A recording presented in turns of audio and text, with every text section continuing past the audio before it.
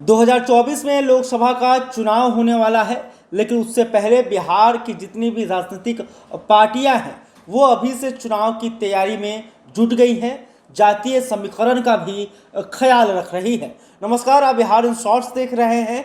मैं हूं परमवीर सिंह। देखिए, बिहार में स्वर्ण वोटरों को नज़रअंदाज नहीं किया जा सकता है, जिसको लेकर जितनी भी पार्टियां हैं उनकी नज़र स्वर्ण वोट पर है। चाहे वो बीजेपी हो या फिर जदयू या राजद या कांग्रेस, जितनी भी तमाम बड़ी पार्टियां हैं उनकी निगाह स्वर्ण वोट पर है।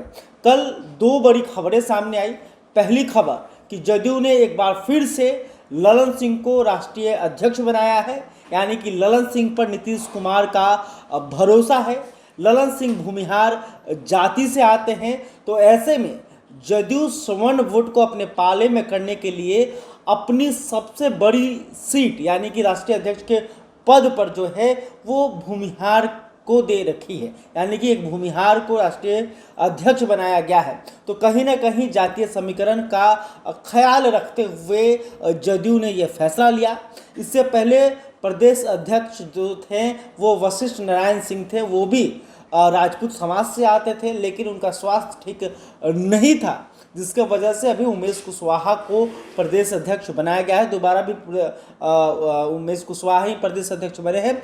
हालांकि भले जदयू को कहा जाता है कि लौ कुश समीकरण पर जो है पार्टी वो काम करती है, लेकिन लौ कुश समीकरण के अलावे जदयू को ये मालूम है कि स्वर्ण वोटरों को नज़रअंदाज नहीं किया जा सकता। जब तक स्वर्ण उनके साथ नहीं आते हैं तो बड़ी जीत नहीं हो सकती है, सीटों की जो संख्या है वो नहीं बढ़ सकती है। वहीं दूसरी तरफ आप बात करते हैं दूसरी खबर की। दूसरी खबर ये आई कि कांग्रेस ने प्रदेश अध्यक्ष चुन लिया है, यानी कि कांग्रेस ने बिहार का प्रदेश अध्यक्ष कौन होगा इसकी घोषणा कर दी और प्रदेश अध्यक्ष बनाया गया अखिलेश प्रसाद सिंह को। अखिलेश प्रसाद सिंह भी भूमिहार जाति से आते हैं, तो ऐसे में एक बार फिर स्वर्ण पर ही कांग्रेस ने भरोसा जताया। इससे पहले मदन मोहन झा बिहार कांग्रेस के प्रदेश अध्यक्ष थे।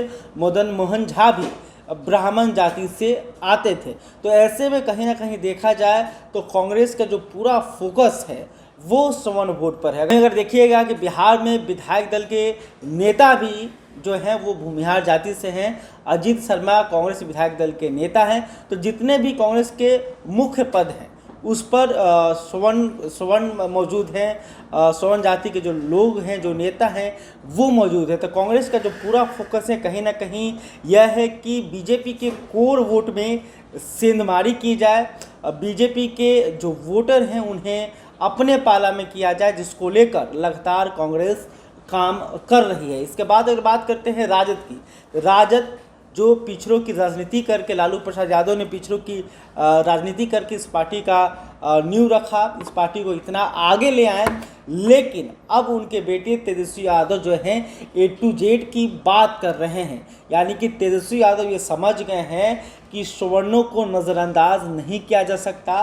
स्वर्ण जो है वो एक दाल के तड़का के जैसे है। जब तक आप दाल बना लें लेकिन वो तड़का नहीं लगाएंगे तब तक वो स्वाद नहीं आएगा। यानी कि अगर आपको जीत के अलावा सत्ता में बनना है और आगे बढ़ना है तो स्वर्णों का साथ बिहार में ज़रूरी है, और इस बात को जो है तेजस्वी यादव भी समझ रहे हैं, A to Z की बात कर रहे हैं। इसके अलावा जगदानंद सिंह का प्रेम, जगदानंद सिंह जो पार्टी से नाराज चल रहे थे और नाराज़गी को लेकर राजद ने उन्हें लगातार 2 महीने तक मनाया और आखिरकार में जगदानंद सिंह को ही फिर से प्रदेश अध्यक्ष बनाया गया। यानी कि एक बार फिर से जगदानंद सिंह पर लालू प्रसाद यादव ने भरोसा जताया। तो सिर्फ ये जगदानंद सिंह की बात नहीं है, बल्कि जगदानंद सिंह स्वर्णों का एक चेहरा भी हैं पार्टी में। तो ऐसे में जगदानंद सिंह को लालू प्रसाद यादव जो है नाराज नहीं करना चाहते हैं। तो जगदानंद सिंह के बहाने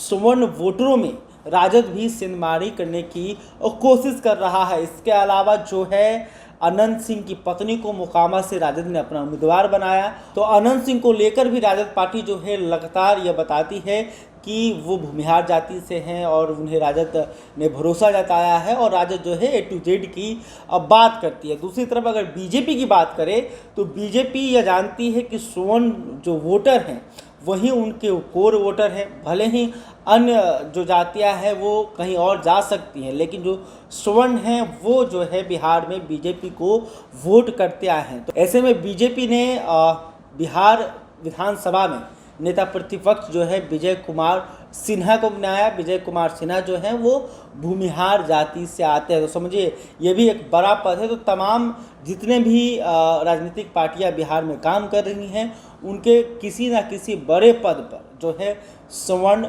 मजबूत हैं, वो चाहे भूमिहार जाति को हों, वो चाहे ब्राह्मण जाति को हों या फिर वो राजपूत से हो। तो कहीं ना कहीं तमाम जितनी भी राजनीतिक पार्टियां हैं उनके शीर्ष में जो है शीर्ष नेतृत्व में कहीं ना कहीं जो है सवर्णों को बिठाया गया है। अगर बात करें तो नीतीश कुमार के साथ भी जो है एक सवर्णों का जो है गुट वो हमेशा साथ में चलता है। तो सभी पार्टियां समझ रही हैं कि अगर 2024 में मजबूती से चुनाव लड़ना है, 2025 में मजबूती से चुनाव लड़ना है, तो सवर्ण वोट को नज़रअंदाज नहीं कर सकते हैं।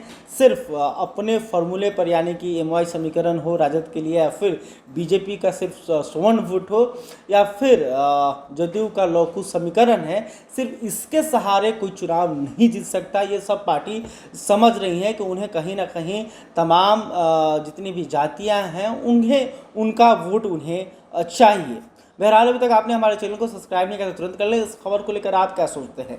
बिहार में सवर्णों की भूमिका कितनी महत्वपूर्ण है, इसको लेकर आप क्या सोचते हैं? आप कमेंट करके बता सकते हैं। वीडियो फेसबुक पर देख रहे हैं तो हमारे पेज को भी लाइक कर लें। धन्यवाद।